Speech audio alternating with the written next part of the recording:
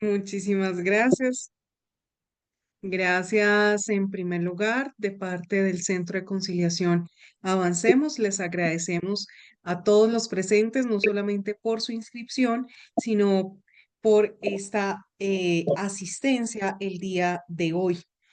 Este webinar gratuito no es solamente para que hablemos sobre el derecho de herencia en la familia de crianza como preámbulo a nuestro gran evento, que es el curso taller de sucesiones con el gran Al Haroldo Quirós, quien fue presidente de la Corte Suprema de Justicia, siendo magistrado de la Sala Civil, Familia y Agraria de nuestra Corte Suprema de Justicia, y quien nos acompañará el próximo martes de 9 a 1 de la tarde en el centro, en el Hub de la Innovación y Transferencia de Conocimiento de la Universidad de San Buenaventura. Para quienes están en la ciudad de Medellín, los esperamos de manera presencial, y quienes no se encuentran en la ciudad de Medellín, también vamos a hacer transmisión de dicho evento. Un evento que no solamente nos va a poner a prueba todos los asuntos sustanciales del derecho sucesoral, sino que además también hablaremos de temas procesales. Pero más importante aún, estaremos haciendo aplicación de la teoría del caso, es decir, esto será a través de talleres de resolución de casos difíciles y aprender entonces a definir todos los aspectos sucesorales del derecho sustancial y procesal de las sucesiones. Para el día de hoy, precisamente, les tenemos una gran noticia. Tendremos un precio especial en el webinar por la entrada presencial a 300.000 pesos, sin incluir el libro del doctor Haroldo, que él también estamos haciéndole promoción. Quienes estén interesados, pues ahí está el QR y también el número de cuenta de ahorros para hacer su inscripción. Bueno, no siendo más y terminando este preámbulo, vamos a hablar del tema que nos convoca el día de hoy. ¿Cómo va a ser el orden de nuestra exposición? Primero vamos a hablar de qué es esto de la familia de crianza o socioafectiva. Luego hablaremos de los 5 órdenes hereditarios y cómo se hace presente allí en cada uno de estos órdenes la familia de crianza o socioafectiva. Y finalmente analizaremos qué vínculo jurídico hay hoy desde los reconocimientos jurisprudenciales que a la fecha tenemos y el reconocimiento por vía legal de la familia de crianza, y cómo vamos hoy a interpretar tanto las instituciones jurisprudenciales como las legales a partir del concepto de filiación por socioafectividad o crianza, y cómo estas personas, descendientes, ascendientes, hermanos, sobrinos, van a poder ser parte de la sucesión de aquel pariente o quien es pariente de crianza, y por supuesto todas las inquietudes que esto nos genera, y por supuesto muchísimas preguntas que están aún sin resolver. Por supuesto, espero la participación activa de todos ustedes y que complementemos con preguntas. Muchas de ellas quizás todavía no tienen respuesta, puesto que nuestra ley de familia de crianza es bastante escueta, bastante fallida, con muchísimos errores, con muchísimos cuestionamientos, y otros tanto, pues nos encantará aquí tratar de encontrar alguna solución. Muchísimas gracias, pues, entonces a todos de parte del Centro de Conciliación Avancemos y, por supuesto, de Wikilawyers, nuestra comunidad académica. Bueno, en primer lugar, entonces, quisiera diferenciar dos conceptos. La crianza de la socioafectividad. Por supuesto, el concepto que conocemos es familia de crianza. Ese es el concepto más potente, más poderoso, más público, más usado, más popular que se estila, tanto en la propia ley, porque así ha sido denominado, como por la jurisprudencia. Sin embargo, en los entornos académicos como los que estamos el día de hoy, Inclusive en algunas jurisprudencias muy profundas se ha cuestionado la crianza como hecho como único factor que determine la filiación. ¿Y esto por qué? Y es importante que lo diferenciemos porque no toda crianza genera vínculo de filiación. Les voy a explicar a través de un ejemplo y me permiten que lo haga así antes de profundizar de manera teórica. Pensémonos en el escenario de los entornos familiares colombianos. El primer escenario va a ser así. Tenemos una familia conformada por padre y madre unidos por el vínculo matrimonial y por su Ya, pues, descendencia, que todos son ya, hijos pues, papita, pues. consanguíneos. No hay lúcuma, pero Por pura favor, lúcuma, ¿sí? apagamos los micrófonos. Muchas gracias. Pero es fresca eso de ahí. Fresquita es. Fresca eso. No, no, no, no, pero es fresca. Ajá, sí. A ver, mira. Puede silenciar. Ay, ay, no, no. Cliente, Muchas gracias. Gonzalo, gracias. Tratemos, por favor, de encender los micrófonos solamente para las preguntas y para los cuestionamientos que vamos a hacer para que no nos interrumpamos, que esto afecta no solamente a mí como ponente, sino a todos ustedes como participantes. Entonces, les estaba comentando de una familia conformada por padre y madre por el vínculo matrimonial y su descendencia consanguínea, quien además tiene una empleada del servicio doméstico interna que está con ellos hace varios años.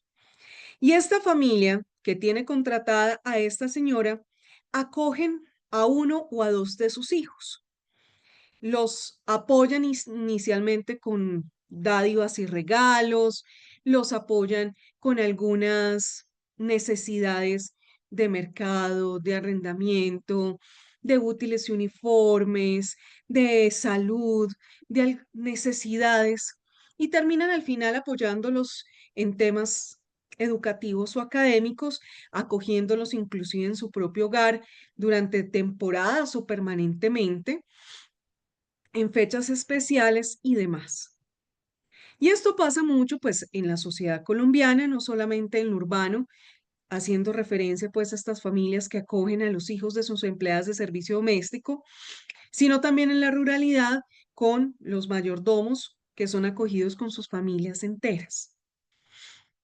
Y precisamente por el concepto de solidaridad y esa enorme generosidad que tenemos la mayoría de colombianos, se acogen estas familias, se acogen los parientes de nuestros empleados, siempre esa acogida con cariño, con generosidad, con solidaridad, con apoyo y socorro económico, con muchos reconocimientos.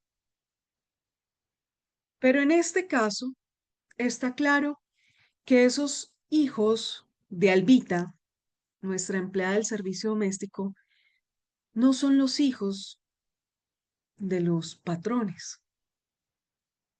Así ellos digan, ellos han sido como nuestros papás. Y lo dicen como un reconocimiento simbólico, afectivo, por tanta generosidad, por tanta acogida. Y está claro que tampoco son los hijos de los patrones, así digan, ellos han sido como hermanos para nosotros, pero no lo son. Es tan claro que aunque no tengan que hacer la aclaración de manera expresa, saben que no son sus papás, que no son sus hermanos. Queda muy claro que su mamá es Albita y que ha sido un asunto estrictamente desde la ayuda, desde el socorro, desde la generosidad, desde la solidaridad. Y eso es una crianza. Pasa también en los sectores urbanos, en los barrios residenciales, que los vecinos también se acogen entre todos. Pasan también en las veredas, en el sector rural, que entre los vecinos se acogen entre todos. pasan en las familias extensas y ampliadas, que tíos y sobrinos se acogen entre todos y vuelvo y les digo, es nuestra realidad colombiana, que precisamente es un concepto ajeno a otras latitudes, muy propio de Latinoamérica, pero sobre todo muy colombiano, acoger.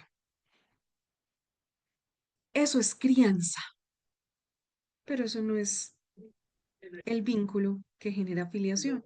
Y por supuesto, esto genera eh, muchísimas preocupaciones, porque entonces, claro, algunas familias que acogen a otros en su seno familiar, con ese apoyo y socorro mutuos, con esa generosidad y solidaridad, pues algunos podrán hoy decir, temo serlo así y que más adelante soliciten la vinculación vía filiación de crianza porque los hemos acogido, los hemos criado, hemos sido solidarios y generosos, hemos apoyado y socorrido.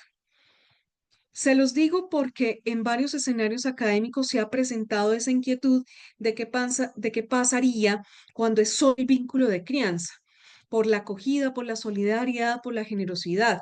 Y eso nos ha permitido entonces llegar a estas conclusiones a las cuales estamos llegando el día de hoy, de precisamente deslindar la crianza del vínculo de filiación, porque no toda crianza genera la filiación, no es la sola crianza el supuesto de hecho. Pero además, nada más esta mañana, cuando estaba preparando esta ponencia con las dos nuevas sentencias que tenemos, eh, en relación con la noticia de ámbito jurídico de, muchas gracias, Dagoberto, de la última sentencia de la Corte Constitucional, me impresionó y quisiera leerles precisamente, y les dije, me gusta que esto esté pasando de alguna forma, porque es ese cuestionamiento que tenemos. Vengan, me permiten que se los voy a leer porque me conmovió profundamente desde la rabia, pero no podemos de alguna forma negar la libertad de expresión de algunos desde sus temores. Dice una de las personas que comenta esta noticia de ámbito jurídico y dice, por eso hay personas que por compadecerse de niños ajenos les ayudan para que no queden en el abandono. Ahora ya no se puede prestar crianza porque quieren vincular hasta los ajenos. Es mejor que queden así en el abandono total, sin padres ni abuelos biológicos que no lo hacen. Claro, cuando no deslindamos la crianza de la socioafectividad o la crianza sola como fuente o más bien como supuesto de hecho para la filiación, resulta no solamente estas inquietudes académicas, sino también de las personas eh, que van a cuestionar precisamente, ya no voy a acoger a nadie, ya no voy a ser solidario ni generoso con nadie, porque por acoger a los hijos de mi empleada del servicio doméstico, de mi mayordomo, del vecino, de mis parientes, luego van entonces a alegar filiación por crianza y eso va a afectar, por supuesto, todos mis asuntos patrimoniales porque van a pretender más adelante pedir alimentos y pedir derecho de herencia. Miren qué tan potentes fueron esas palabras. A mí me molestaron, inclusive estuve tentada a contestar, pero a veces redes sociales no es el escenario para estos debates jurídicos y hay que entender de fondo que hay un temor. Ya no acoger a las personas porque si sus parientes biológicos no lo hicieron, porque y yo lo hacía por generosidad y solidaridad, pero ahora lo dejaré de hacer porque esto va a tener consecuencias jurídicas de tipo patrimonial. Por eso es importante aclarar la sola crianza como se las describí a través de esos ejemplos que es muy cotidiano en nuestra realidad colombiana y en todas las regiones y en todos los estratos y en todas las generaciones. Es un asunto cultural nacional. La sola crianza per se no genera el vínculo de de filiación. Gracias, Oscar, y muy rico que nos comenten en el chat desde qué parte de nuestro país nos están saludando. Bienvenidos a todos y espero que también estén, porque invitamos a nuestros colegas queridísimos de Perú. Ahora bien, entonces, ¿qué es lo que esa crianza requiere para hacer el supuesto, de hecho, el supuesto fáctico para generar el vínculo de filiación? Y es la intención, el propósito de yo acojo esa persona que no es mi hijo, que no es mi padre ni madre, que no es mi hermano, que no es mi nieto o nieta, mi abuelo o mi abuela, mi tío o mi tía, mi sobrino o mi sobrina, mi primo o mi prima, porque el vínculo de crianza se extiende a todos los parientes. No solamente lo acojo por solidaridad y generosidad, no solamente hay ese socorro y ayuda mutua, hay una intención, hay un reconocimiento. Somos familia. Es mi hijo, no como mi hijo, es mi hijo, es mi padre. Inclusive con el cuestionamiento de, así no sea sangre de mi sangre, es mi hijo.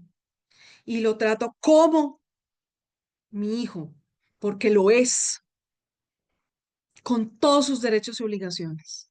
Y se busca el reconocimiento jurídico. Y hay un reconocimiento público. Y hay un trato desde el lenguaje.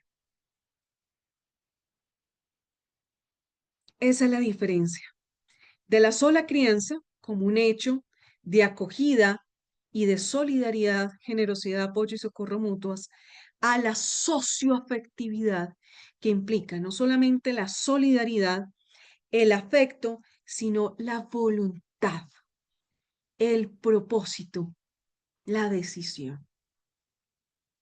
Y, por supuesto, esa es la parte más compleja, como en todos los asuntos de familia.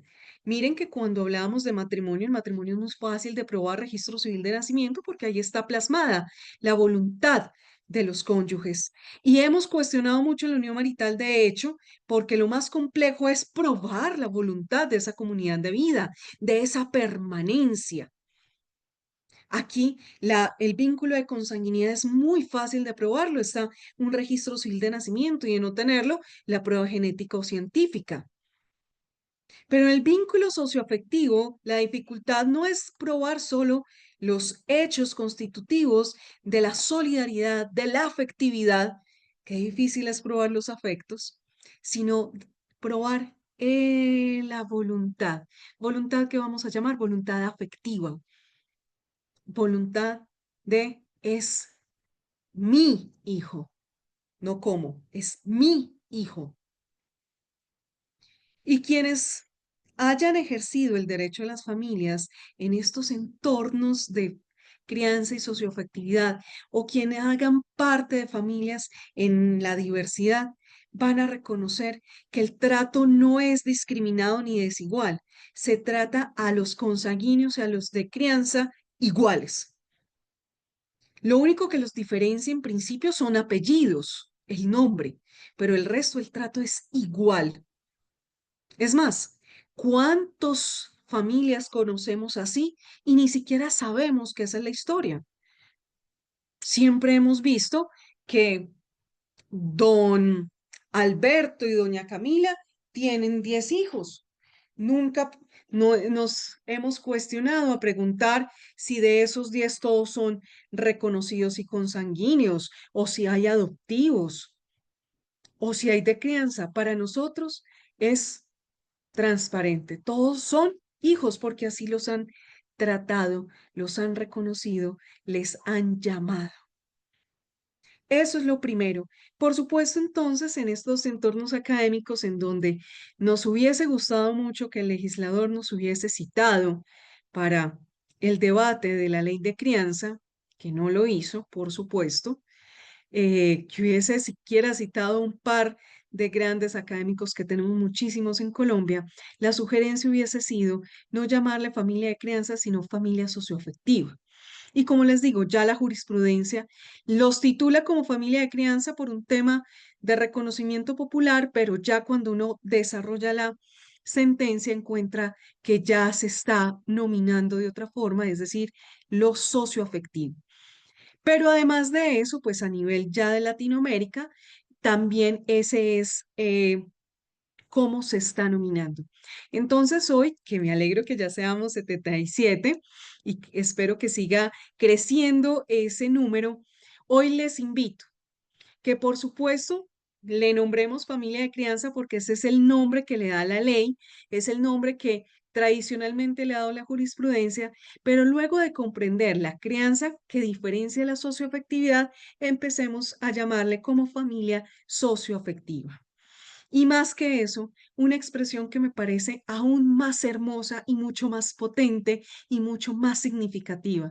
Y es una expresión que se la aprendí al profesor Francisco Alirio Serna, con quien también estaremos el martes en nuestro curso Taller de Sucesiones. Él también va a acudir como participante, pero por supuesto él también estará presente con sus preguntas, con su respuesta, con su debate en ese conversatorio.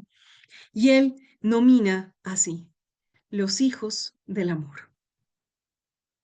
Así como están los hijos de la sangre, están los hijos del amor. Y eso me parece profundamente hermoso, significativo y bello. Eso sí, es un vínculo de crianza o socioafectivo. Ahora bien, eso era lo primero.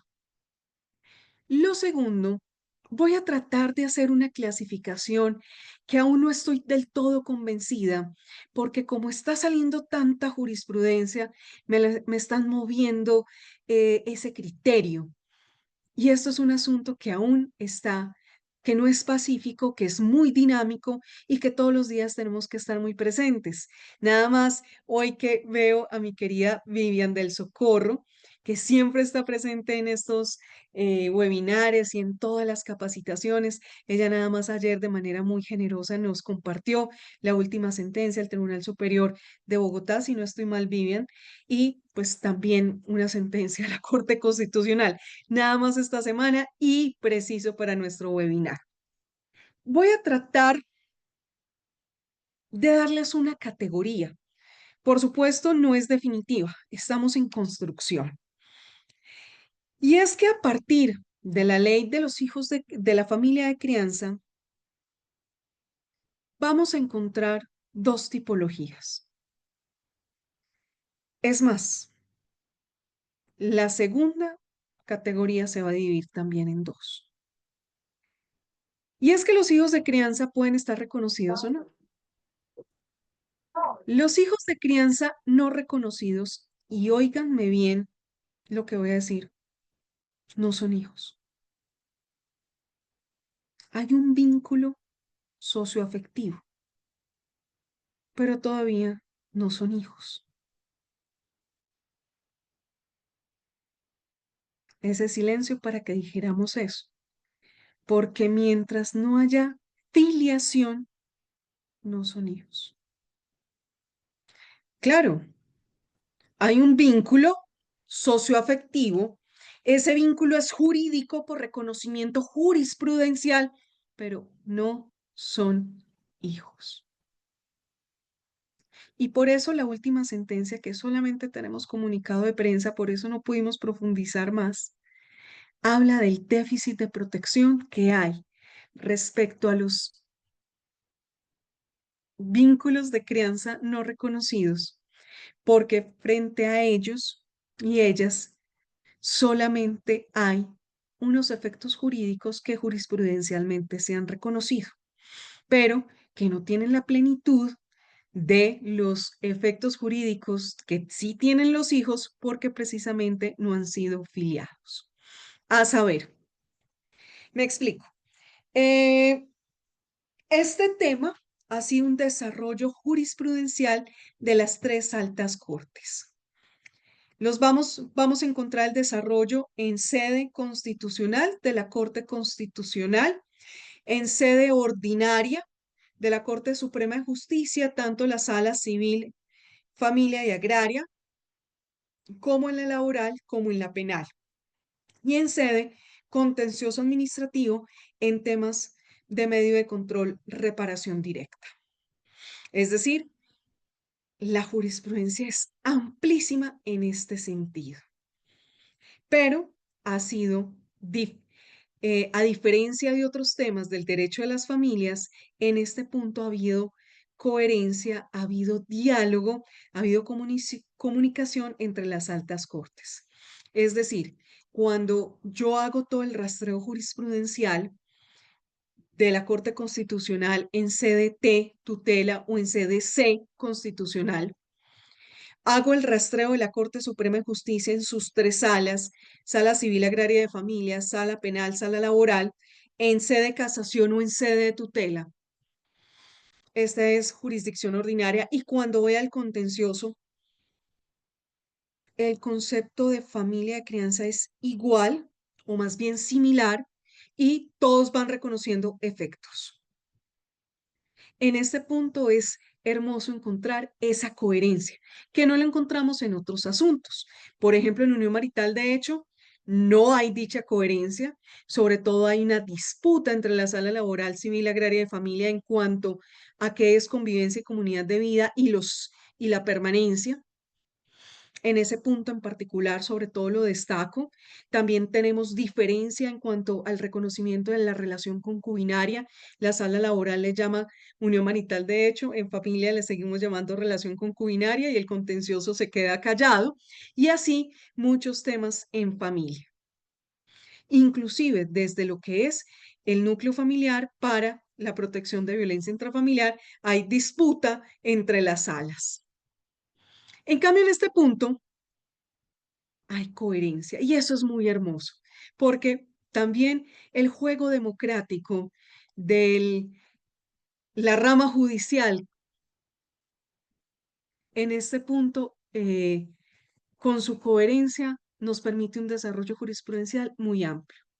Vamos a listar a grandes rasgos cuáles son esos reconocimientos que las altas cortes han hecho a esos vínculos de crianza o socioafectivos. Por supuesto, los primeros: a ser beneficiarios en salud, a ser beneficiarios de la pensión de sobrevivientes o sustitución pensional, a ser beneficiarios de la caja de compensación familiar, a poder pedir indemnización de perjuicios en sede de responsabilidad civil contractual o extracontractual, o en sede de reparación directa, a tener derechos que los hijos consanguíneos tienen en pactos colectivos, a protección por violencia intrafamiliar, entre otros, inclusive al reconocimiento de derecho de visitas y de compartir. ¿Qué concluimos de estos reconocimientos? Número uno, como ya les dije, son coherentes las tres altas cortes y todas las salas de la Corte Suprema. Es decir, es un desarrollo convencional y constitucional de nuestro concepto de familia como núcleo fundamental y como institución básica. Segundo, que el reconocimiento ha sido evolutivo, de lo menos a lo más, pero siempre limitado. Es decir, siempre reconocen en ese marco y no han ido más allá. Tres, y es el problema fundamental, es que como la mayoría de reconocimientos está en sede tutela, sea la Corte Constitucional o la Corte Suprema de Justicia, va a generar efectos interpartes, escasamente efectos intercomunes.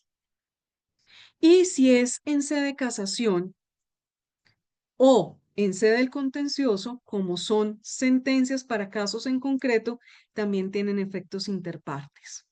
¿Y eso qué ha generado? Lo siguiente: Tenemos muchísimas sentencias en donde se reconoce que un hijo de crianza puede ser afiliado por su padre o madre de crianza a la seguridad social en salud a través de una simple declaración. Ni siquiera tienen que llevar una declaración extrajuicio. Sin embargo, nuestra CPS, a través de sus funcionarios, dicen, no. ¿Y el registro civil de nacimiento? Es que no lo tengo. No. O lo llevan. Pero aquí usted no aparece como papá. No. Pero este muchachito tiene otros apellidos. No. ¿Presentan derecho de petición? No. ¿Tutela? Ay, sí. Entonces se ha vuelto un desgaste burocrático para estas familias de crianza y en ese punto el déficit de protección que les estoy diciendo y les hace más gravoso su reconocimiento de derechos jurisprudencialmente reconocidos, pero además de eso genera discriminación, porque un hijo consanguíneo va con su registro civil de nacimiento y hay un sí, y porque a ellos es un no permanente.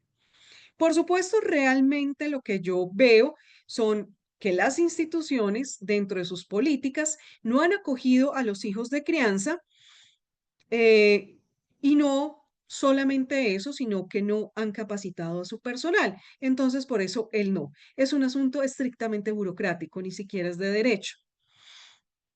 A lo que y en el grupo de investigación y de estudio que dirigí en algún momento en Unisabaneta con un grupo de estudiantes que nos pusimos un semestre a hacer precisamente el rastreo de la jurisprudencia que había de 2020-2024 y que encontramos puras sentencias en sede de tutela, no encontramos en sede C. Y eran los mismos temas, los mismos temas, los mismos temas. Y muchachos de primer semestre que acababan de conocer el derecho desde lo académico, me hacían esa pregunta, profe, ¿y por qué? Si esto ya se lo reconocieron desde tal año, si esto ya tiene tantas sentencias en reconocimiento, ¿por qué? El asunto no es jurídico, es burocrático. Y es que si nos ponemos a ver, las empresas, las instituciones públicas o privadas no han querido transformar sus reglamentos internos, sus manuales de convivencia, sus protocolos, sus formatos, y en ninguno, y hagan el ejercicio, van a encontrar la familia socioafectiva.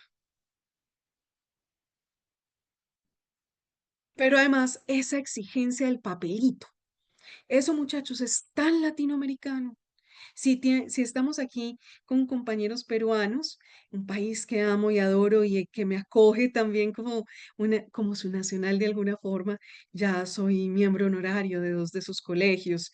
eh, y si están aquí, feliz de que estén con nosotros, nos podrán decir nuestros colegas, aquí en Perú es igual.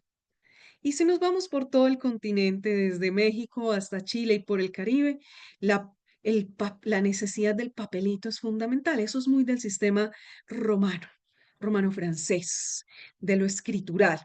En lo anglosajón, ustedes se han dado cuenta que el papelito no es tan importante. Aquí es tan importante que nos exigen aún la cédula al 150% de aumento. No sé por qué, pero vaya, no la lleve de esa forma.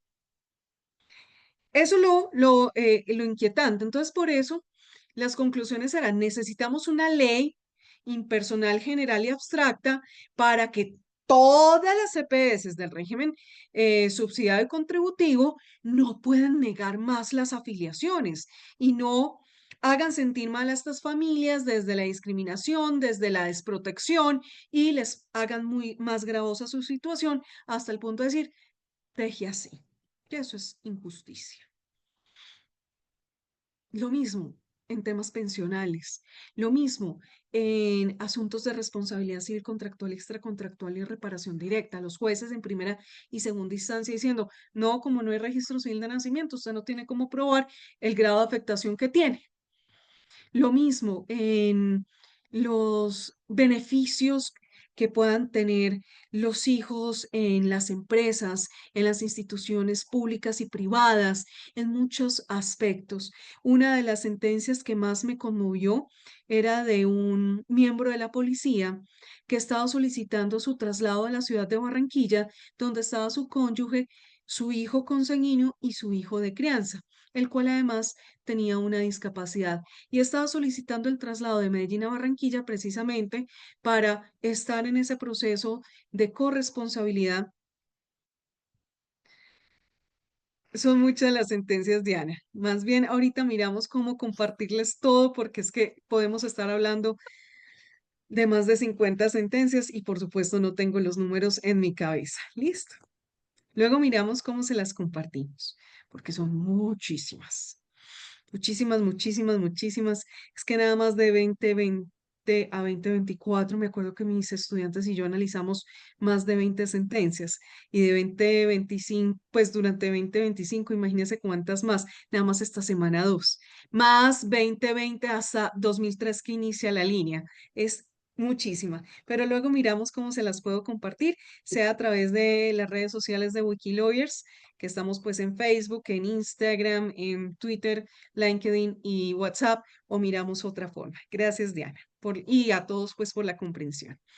Entonces, este caso fue tremendo. Imagínese un papá diciendo, yo estoy desde Medellín, mi cónyuge está sola en Barranquilla, no solamente con los cuidados domésticos, sino el cuidado de los dos hijos y uno de ellos con discapacidad. Entonces, solicita a la Policía Nacional atendiendo esa especial situación y le dicen que no, que porque el otro no es hijo. ¿Cómo le di? O sea, señores, ¿de verdad el Estado o una empresa o una persona tiene la facultad de decirle a uno, ese no es su hijo? ¿Quién es usted para decirme que ese no es su hijo?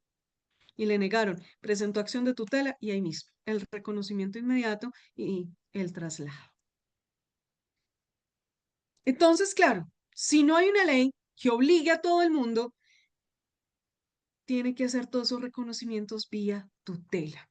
No obstante, como les digo, la tutela ser interpartes, uno puede en la construcción de la línea jurisprudencial encontrar la ratio decidendi, encontrar que algunas sentencias son con efecto de intercomunis y solicitar el amparo directo sin tener que ir a la acción de tutela.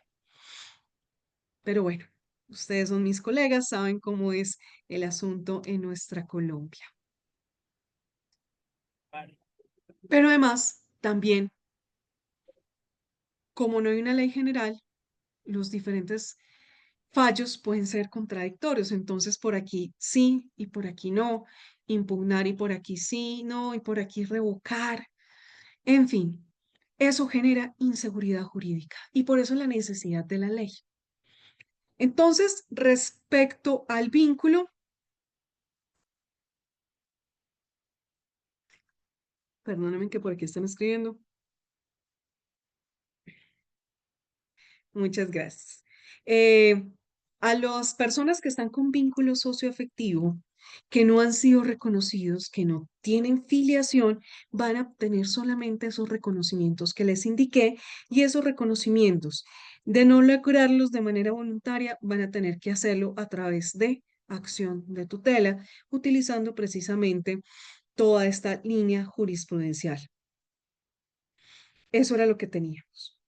Luego, vamos a tener los hijos, los reconocidos, que esos ya no tienen un simple vínculo socioafectivo, sino que ellos sí son hijos con la cuarta fuente. Ya vamos a hablar de las fuentes. Esos sí son hijos. Para eso entonces tenemos que ir al tema de filiación. La filiación puede provenir de varias fuentes. La primera de las fuentes es la filiación presuntiva. Y allí encontramos los hijos concebidos dentro del matrimonio y la unión marital de hecho que se presumen del cónyuge o el compañero permanente. Artículo 213 del Código Civil, presunción pater est. Esa es la filiación vía presunción. Tenemos otra filiación que en la presunción opera por el solo ministerio de la ley de manera automática o como dicen los romanos, ipso iure. Hay una segunda filiación 213. Hay una segunda filiación que se llama por acta y es cuando los padres se casan posterior al nacimiento y en el acta matrimonial reconocen a los hijos. Listo. Esta es otra forma de filiación, que es vía acta. Ya no es ipso iure, ya no es por el solo ministerio de la ley, ya tiene que haber un reconocimiento voluntario de ese cónyuge que se casa y a través del acta matrimonial reconoce a los hijos nacidos de manera previa. Tercero, el reconocimiento voluntario, que es cuando el padre efectivamente va a el registro o a la notaría y hace el reconocimiento. Olvidé que dentro de la presuntiva también está que la mujer que da a luz por el parto se presume madre. Finalmente, está la filiación por adopción, que ahí tenemos la adopción determinada e indeterminada, y en ambos casos tiene que proceder a través de un procedimiento administrativo agotado en el ICF y posterior un proceso de jurisdicción voluntaria para los menores de edad. Y cuando son mayores de edad, solamente el proceso de jurisdicción voluntaria. Finalmente, la filiación por sentencia judicial en donde vamos a utilizar la prueba genético-científica y a falta de ella los demás medios probatorios. Discúlpenme un segundito, voy a poner a cargar mi computador.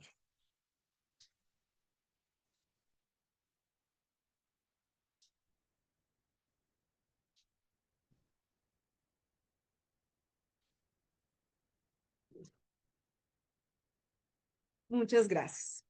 Frente a la primera, la presuntiva, es la primera de las fuentes de filiación, es primigenia, está desde la monarquía romana, está inclusive dentro de las costumbres romanas, en donde precisamente por la confianza que el paterfamilias tenía en la materfamilias, porque la mujer tenía que ser fiel, no teniendo relaciones sexuales vaginales con otros hombres, de lo contrario era considerada adúltera con todas las consecuencias que esto conllevaba, el pater familias presumía que todos los hijos concebidos mientras estuviese casado con esa mujer eran sus hijos. Presunción pater est, que luego se extiende a la unión marital de hecho. La otra presuntiva es la que les mencioné, también muy romana, muy primigenia, muy de la costumbre romana de la monarquía, y es la mujer que da luz, es la madre. Listo. Como son presuntivas, son presunciones legales y admiten prueba en contrario. Entonces, claro, miremoslo desde la historia romana. Marco Aurelio está casado con Agripina, se va para las Galias a pelear y a los 5 años encuentra un hijo de 3, por supuesto, aunque fue concebido durante el matrimonio porque ellos no estaban divorciados, él lograba demostrar que durante el tiempo de la concepción le fue imposible concebir con Agripina porque estaba en las Galias luchando y demostraba en contrario y se exoneraba, se impugnaba la filiación. Lo mismo la maternidad, por supuesto en Roma no, porque no habían dichos adelantos científicos. Hoy, con la subrogación de la gestación, tenemos el caso de mujeres que ni siquiera aportaron su material genético u óvulo, simplemente a ellas las fecundaron in vitro con un cigoto de otras 2 personas y simplemente a través de un acuerdo de voluntades ella manifiesta que solamente es la gestante que va a cumplir unas obligaciones. Manifiestan además que los padres, por ser los aportantes del material genético, son A y B, o solo B, porque puede ser una sola madre, puede ser un solo padre, o 2 madres o 2 padres, inclusive sin ser los aportadores de material genético, sino que lo lograron a través de donación de los mismos, pero que se declaran como tales. Entonces nace ese hijo de esa mujer gestante, nace bajo la presunción, certificado de nacido vivo aparecerá con madre esta mujer, se registrará conforme a ese certificado de nacido vivo y ya este padre, padres, madre o madres impugnarán la maternidad conforme ese acuerdo y conforme a prueba genética. Un asunto que no quiero ahondar porque, pues, por supuesto, allí hay unos asuntos de bioética, de feminismos, de filiación, que por supuesto miraremos en un webinar próximo cómo tocarlo con todo el respeto y con todos los reconocimientos y con todos los puntos de vista, sin irrespeto, sino con un sano debate que lo requerimos porque está en trámite proyecto de ley. Y es un asunto que hay que regular para no generar desprotección, por lo tanto requiere una regulación muy idónea, que proteja a esos niños o niñas, que proteja a las gestantes, que proteja a las familias, que no genere explotación, que no genere daños, que no genere lo que pasó en Argentina, que eh, la contratante, una mujer francesa, eh, abandonó al niño porque nació con una condición y la gestante también lo abandonó porque no lo consideraba como tal. Entonces, en el estado de Córdoba lo declararon en situación de adoptabilidad y, por supuesto, iniciaron acciones penales contra estas dos mujeres y, pues, una protección suprema a este bebé abandonado por el desprecio de dos mujeres, que ambas podrían ser llamadas madres, pero en este caso ambas abandonaron. Y eso es precisamente lo que hay que hacer desde la regulación para proteger especialmente a estos niños y, ¿por qué no?, también a todas las personas implicadas. Pero cierro ahí porque, para que no profundicemos. Esa es la afiliación, pues entonces, presuntiva. La otra es, ¿cómo no?, pues, la tradicional, reconocimientos voluntarios. Reconocimientos que se presume que el padre que reconoce tiene identidad genética con su reconocido, pero también hay reconocimientos en donde el padre, confiado y de buena fe, engañado no, reconoció y finalmente no lo era. Cuando les digo confiado y de buena fe, cree que es su sangre.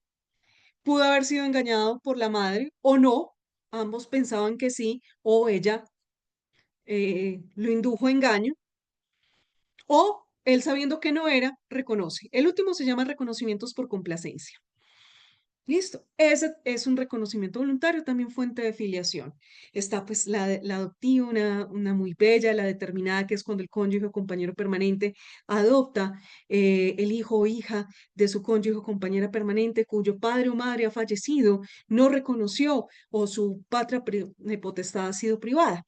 Esa es la determinada que tiene. Y la indeterminada es cuando surtimos el proceso a través de niños, niñas y adolescentes que están en protección en el ICBF. Ambas, cuando son menores de edad, agotamos previamente el procedimiento administrativo, luego la jurisdicción voluntaria. Y cuando son mayores de edad, simplemente la jurisdicción voluntaria. Y la cuarta, pues como ya les indiqué, proceso de filiación, es un proceso verbal, prueba genética o científica, y también, pues entonces, los demás medios de prueba. Y vamos a abrir otra fuente, crianza. Antes de la ley, ¿qué era lo que hacíamos? Entonces, a mí me llegaba, por ejemplo, una pareja matrimonial o marital, como muchos casos hermosos que me han llegado a la vida y se los agradezco y le pido a Dios que me lleguen más casos así porque los disfruto muchísimo. Entonces, llega, llega la madre, en este caso le vamos a llamar Diana Quiroz, ella fue ha sido mi fotógrafa siempre, y me dice, yo me casé con Agustín, pero yo antes de casarme con Agustín y tener con él Emilio, ya antes había tenido una relación con Pedro y tuve a Manuel. Pero Pedro solo reconoció, nunca ha estado, abandonó por completamente, nunca ha dado un peso, nunca ha llamado, desaparecido. En cambio, mi cónyuge Agustín ha sido el padre de Manuel. Se llaman papá e hijo, en el colegio lo reconocen como papá, todos los amiguitos le reconocen como papá, toda la familia de él reconoce que es su nieto, su primo, su sobrino. su hermanito lo trata como hermano carnal, es decir, de doble conjunción, es hijo, pero ante la ley todavía no lo es. Entonces, ¿qué fue lo que hicimos en ese proceso? Primero privamos de patria potestad por causal abandono total al padre, luego iniciamos el proceso en el ICBF para declarar a Manuel en condición de adoptabilidad y el padre como idóneo, y una vez obtuvimos la resolución, hicimos el proceso de jurisdicción voluntaria. ¿Por qué lo digo con tanta alegría? Porque fue en plena pandemia y recuerden que en pandemia nos suspendieron todos los procesos, menos algunos asuntos en familia que tenían que ver con niños, niñas y adolescentes. Y recuerdo que fue en la semana de Pascua que yo dije, voy a presentar la demanda, la presenté un lunes, no lo olvido, el lunes de Pascua, y al lunes siguiente, claro, el juzgado no tenía trabajo, estaba todo suspendido y sentencia. Fue tan abrumador que los clientes no tenían la plata de los honorarios finales, sino que además nunca se imaginaron esa llamada. Llamada que siempre la hago porque, y les leo la sentencia porque me parece un parto bellísimo y por mi voz. Es algo muy simbólico que el derecho hace, el derecho a las familias no nos permite hacer. Esa es la determinada, ¿cierto? Pero también puede pasar, como fue en este año, que fue también bellísimo, quien fuera mi decano en la Universidad de La Salle, toda la vida crió a la hija de su cónyuge, luego tuvieron otra, y esta hija ya es que de 30 años, casada, odontóloga, en embarazo, y él me dijo, yo quiero regalarle eso a mi hija, que aparezca yo como su padre y que cambie también su nombre, ya que se casó y se la entregué en el altar a este buen hombre, ya que ya voy a ser abuelo, ya que ya estamos grandes. En ese caso, yo no tengo que ir por el ICF y nos fuimos directamente a jurisdicción voluntaria, muchachos. La sentencia llegó el lunes antes del Día del Padre. Entonces ellos celebraron el Día del Padre. Yo le leí la sentencia a él y me dijo, no le vaya a contar a nadie. Hicieron el acto tan precioso que hubo en esa celebración. Así es como yo siempre formalicé los vínculos de crianza en vida a través de procesos de adopción. Y al final, filiación. Listo. Pero también puede pasar que no lo hicieron en vida, entonces había que hacerlo post-mortem. ¿Y cómo lo hago? ¿O cómo lo hacía? A través de proceso de filiación. Y el juez me va a decir, ¿y la prueba genética? Y yo, señor juez, aquí no hay tarifa legal de prueba, aquí no hay prueba reina, si no hay prueba genética, como se lo estoy diciendo que no va a haber, porque de una vez le digo, va a salir excluyente, utilicen los demás medios de prueba, entre ellos la posesión notoria del estado civil de padre e hija, que nos exige que sea un hecho notorio por más de 5 años que demuestre convivencia, socioafectividad y todo lo demás. Eso es el legado que nos dejó el gran maestro Haroldo Quirós, que el caso que él tramitó el primero fue una hija de crianza demanda en filiación a sus hermanos de crianza ante el juez de familia de Soacha, Cundinamarca, para que una vez tener el registro civil de nacimiento, ella poder heredar. De fondo yo no sé si había contención entre los hermanos o no había reconocimiento o simplemente necesitaba su registro civil de nacimiento donde apareciera su filiación post-mortem, que el único había era la sentencia, para poder suceder. Lo que pasa es que este juez apenas lee los hechos, rechaza la demanda. Dice, no, presentan acción de tutela, Tribunal Superior de Cundinamarca, niegan, impugnan y llega a la corte. Llega por violación al debido proceso y el derecho de defensa, porque entre otras, a mí no me pueden rechazar la demanda por esa causal, que no hay prueba. Entonces, imagínense el regaño al juez, todo el discurso del debido proceso, todo el discurso del derecho de defensa, las causales taxativas de rechazo e inadmisión, y al final el maestro suelta esta belleza. Y es que los hijos de crianza tienen los mismos derechos patrimoniales que los consanguíneos. Eso es veneno puro. ¿Por qué? Dentro de los derechos patrimoniales está el de herencia. Entonces le dice al juez, admita, practique todos los medios de prueba, valórelos y en la sentencia dice si sí o no. Primera sentencia. Luego, el mismo maestro Haroldo y también el doctor, el maestro Luis Alonso Rico, se jalan un par de sentencias bellísimas. En una, el doctor Haroldo diciendo, el medio de prueba idóneo aquí son todos, pero sobre todo la posesión notoria del Estado civil de padre e hijo. Toma esa institución que está por allí en el Código Civil, muy olvidada y muy en desuso, claro, entra en desuso por la prueba genética y la trae. La trae desde la historia del derecho y dice, esto es lo que me va a servir. Entonces, desde allí es que todos aprendimos que para el reconocimiento, digo, de crianza post-mortem, teníamos el proceso de filiación con esa prueba fundamental y sus requisitos. Pero además, el maestro Luis Alonso Rico dijo, pues también, ¿y por qué no? En un proceso de impugnación de paternidad, usted puede utilizar la posesión notoria del Estado civil de padre e hijo como excepción. Esas tres sentencias para mí son hito en filiación de crianza. Dato curioso. Cuando yo conozco al doctor Haroldo Quiroz, él era magistrado, recuerden que él se retira en mayo del año pasado por cumplimiento de su término constitucional. Yo lo conozco en el año 2019, prepandemia, y lo conozco porque en la Universidad Autónoma Latinoamericana, donde yo trabajaba como docente de extensión, hicimos un evento de sucesiones similar al que vamos a hacer el martes. Y a través del Colegio de Jueces y Fiscales de Antioquia, lo invitamos y él vino y yo lo conocí. Cuando yo lo conocí, hagan de cuenta que estuviese conociendo al cantante de mi banda favorita. Así de emocionante, porque claro, en mi estudio, leer sus sentencias había sido súper apasionante, sobre todo estas que les estoy haciendo referencia, y verlo era ver la cara y las manos que las había escrito, la cabeza que las había pensado y las manos que las había escrito. Por eso es que yo le digo que él es mi Freddie Mercury, pues ya sabrán que mi banda favorita es Queen. Y así le digo siempre. Por eso estoy tan feliz porque ya lo vamos a ver el lunes y lo vamos a tener el martes y vamos a aprender muchísimo con él. Imagínense esa cabeza y esas manos que escribieron estas sentencias. Y yo le dije, qué venenazo el que echaste ahí, un vainazo, como dice él, porque él es costeño de Valledupar. Qué vainazo. Porque eso es lo que hacen los magistrados, echan por ahí sus venenos y a partir de ahí empiezan a desarrollar sus teorías y sus sentencias.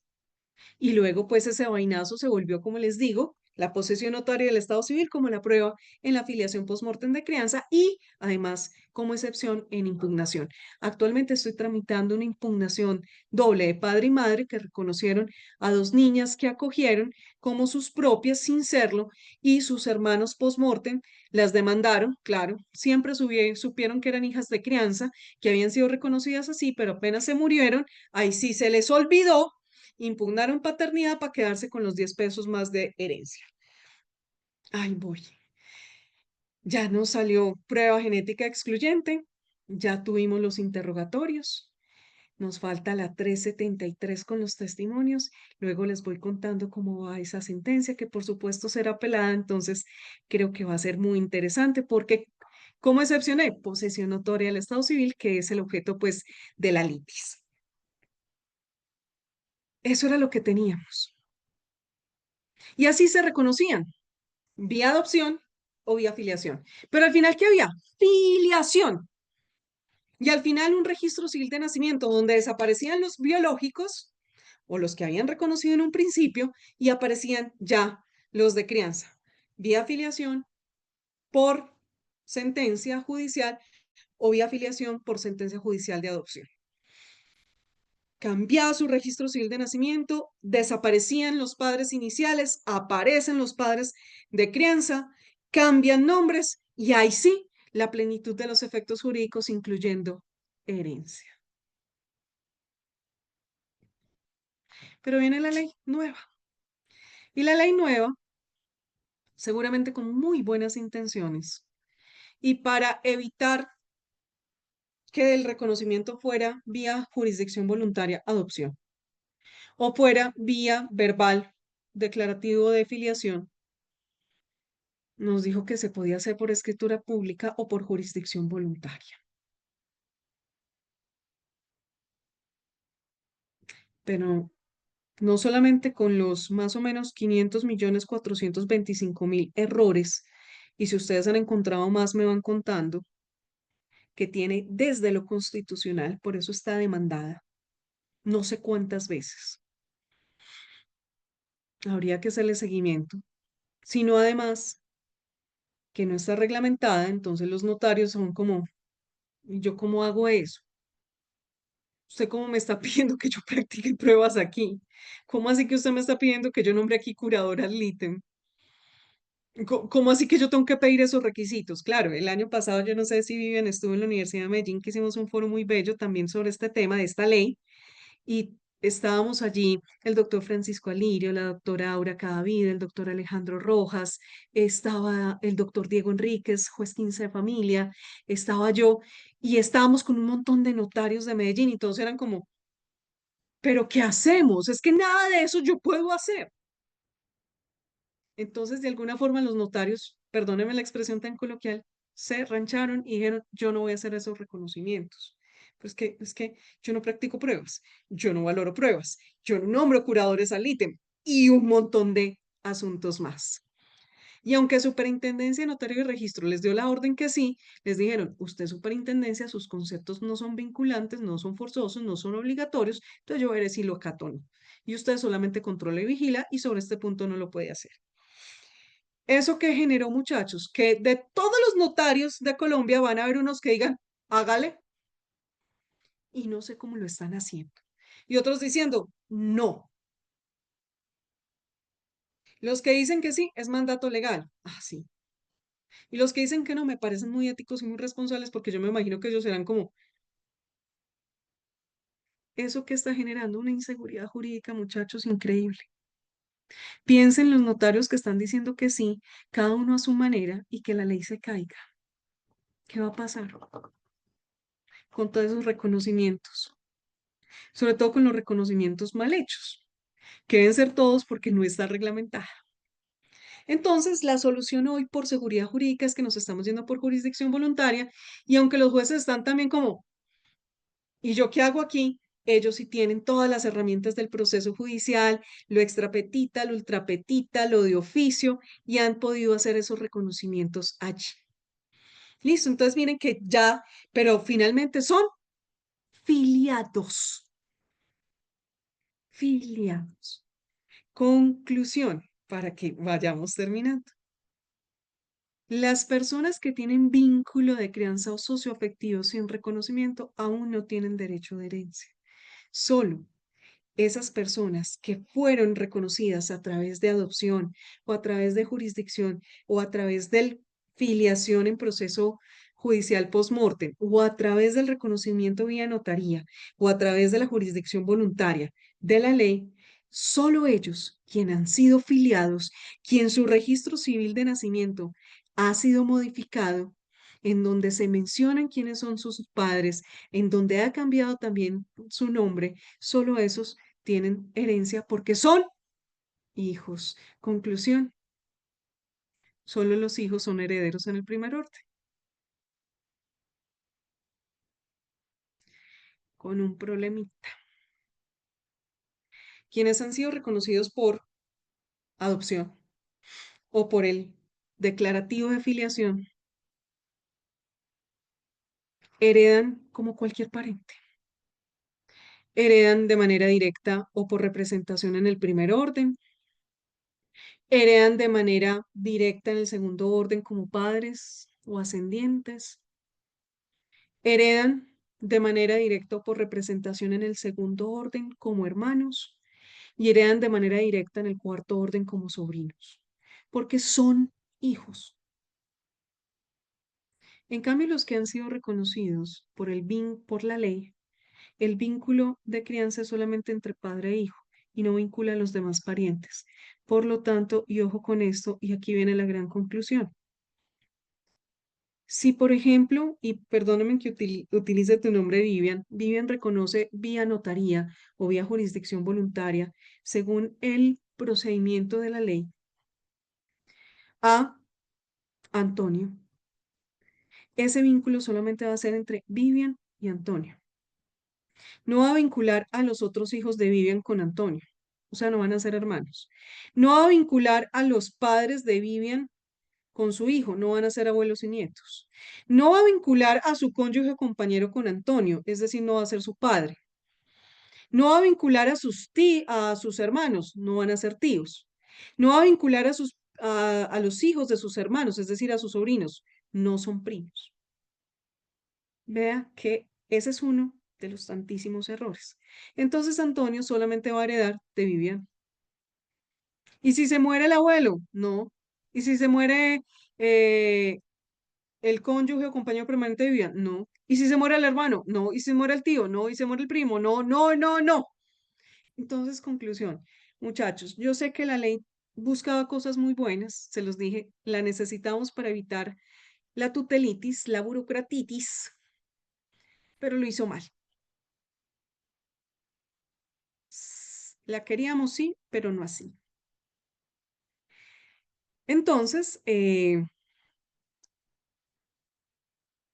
como la ley está demandada, yo creo que no sobreviva. Si sobrevive, nos volveremos a encontrar y la analizaremos a ver qué vamos a hacer con una ley tan mala. Y si no sobrevive, recuérdenme que le puse la lápida a esa ley. Es más, si sobrevive, juntémonos y demandémosla. Esperemos la reglamentación, pero no creo que en este gobierno les interese hacerlo. Así que vayan pensando por quién votar para que se la reglamente, entre otras cositas que necesitamos en familia. Reglamentaciones que necesitamos en familia y en conciliación. Mm, mientras no tengamos seguridad sobre el futuro de la norma, mientras no esté reglamentada, primero no se vayan por la notaría, porque muchos les van a decir que no y la que les diga que sí, duden cómo lo está haciendo.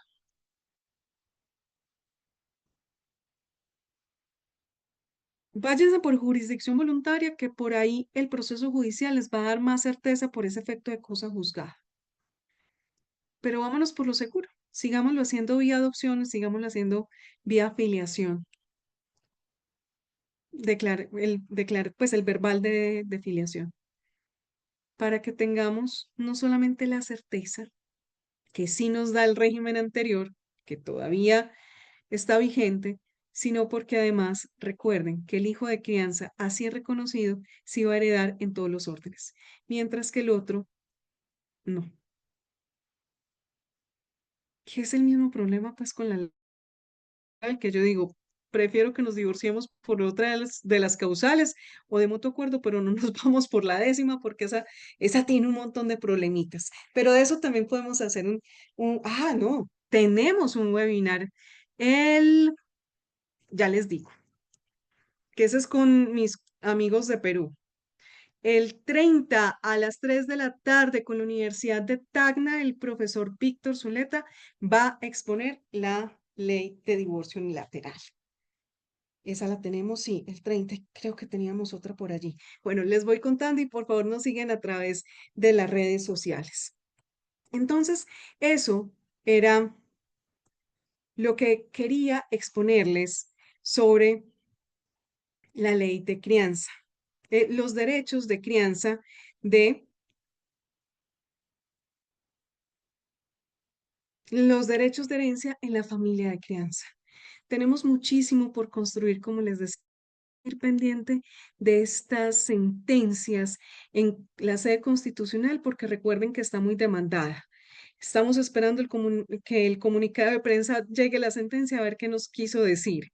Y eh, y además, la última sentencia que Vivian nos compartió, que es del Tribunal Superior de Bogotá, en donde nos está diciendo que efectivamente por ese déficit de protección, los hijos de crianza no deberían ser discriminados de los demás en ese derecho de herencia. Sigamos muy pendientes. ¿Qué vamos a hacer? No esta semana porque ya se nos acabó, mañana es nuestro último día laboral, pero la próxima semana voy a tratar de hacer el compendio de la línea jurisprudencial de crianza, por lo menos con la mayoría de sentencias, no con todas porque son muchísimas.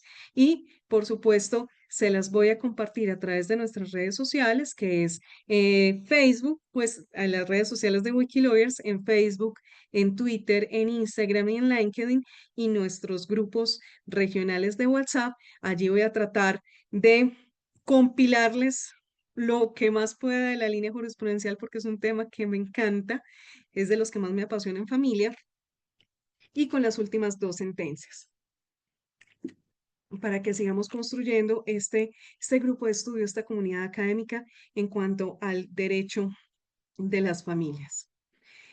No sin antes, por supuesto, agradecerles a todos ustedes, felices, muy feliz desde el Centro de Conciliación Avancemos, mucho más feliz desde Wikilawyers que hayan respondido a nuestro llamado y, por supuesto, señores, nuestra gran invitación.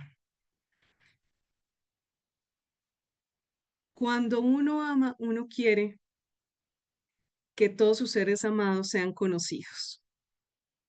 Y este es mi gran amor académico, como lo es también el maestro Luis Alonso Rico, el maestro Jorge Parra Benítez y quien fuese mi maestro, por supuesto, el gran Guillermo Montoya, que en paz descanse. Esos amores académicos que son tus padres, que son tus grandes maestros, y cuando uno es apasionado por el derecho de las familias o cualquier área del derecho, y yo desde la docencia, desde la conciliación, desde el litigio, pues quiero compartírselos.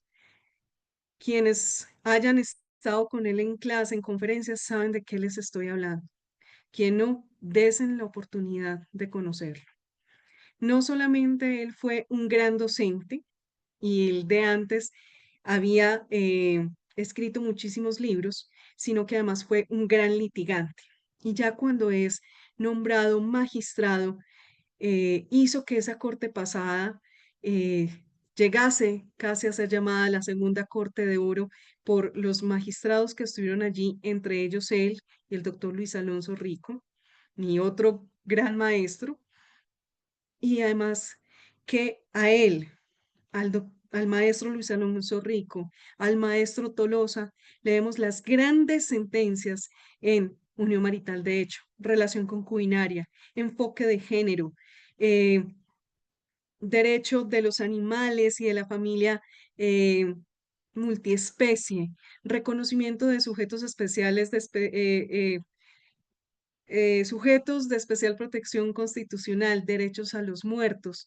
No, es que es increíble el prontuario que estos tres maestros hicieron en sus años de que estuvieron allí.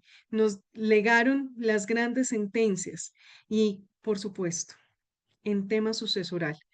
Yo, como les dije, lo conocí en ese momento, no sí sabía quién era él, por supuesto, recuerden que era escuchar a ver a mi Freddie Mercury, eh, y luego fue escucharlo. Una cosa es leerlo, otra cosa es escucharlo. Y creo, Vivian, si no estoy mal, yo creo que estuviste también cuando la Universidad de Filo trajo la maestría y nos invitaron a participar en su clase.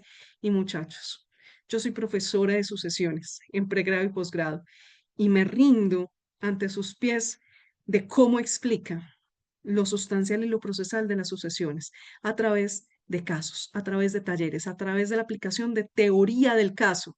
Es abrumador.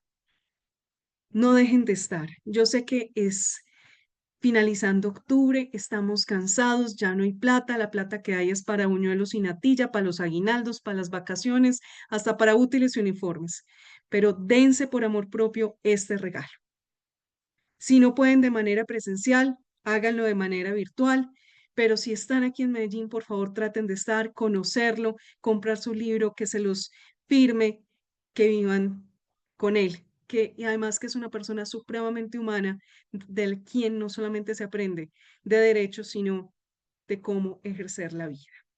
Miren allí, entonces, para ustedes, este descuento especialísimo para la presencialidad y para aquellos que no están de manera, no pueden estar de manera presencial, pues pídanlo a través de virtualidad, que allí en los datos de contacto que ahí están anotados, ustedes podrán comunicarse el día de mañana con nuestra auxiliar administrativa, Lina Quiroz, y ella les dirá cuánto ustedes por estar aquí el presencial, cuánto ustedes por estar aquí el virtual y cuánto el libro por si lo quieren adquirir. Los espero entonces el martes a las 9 en el Hub de Innovación y Transferencia de Conocimiento de la Universidad Samuel Ventura, sede de Los Molinos de Medellín, o a través de la virtualidad. No se lo pierdan, dense ese último regalo, así como hoy se permitieron estar aquí. Muchísimas gracias a todos y a todas. Estén muy pendientes de nuestras redes sociales porque se vienen muchos más wikitalleres, muchas grandes sorpresas y por supuesto trataré en la medida de lo posible en poderles compartir lo más pronto el tema de, de la línea jurisprudencial. Un abrazo pues a todos y a todas. Que tengan una feliz noche. Ya nos podemos retirar. Feliz noche.